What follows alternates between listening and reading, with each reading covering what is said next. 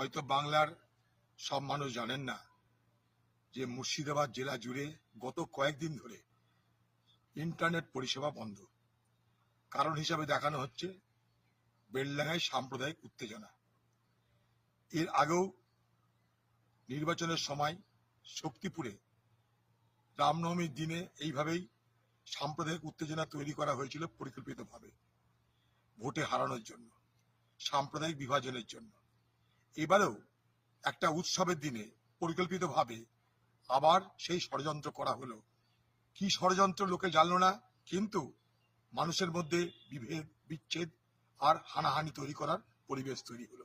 স্থানীয় প্রশাসন অর্থাৎ বেলডাঙ্গার যদি লোকাল প্রশাসন তৎপর থাকতো তাহলে এই ঘটনা ঘটতো না, সারা বেলডাঙ্গার মানুষ বলছে।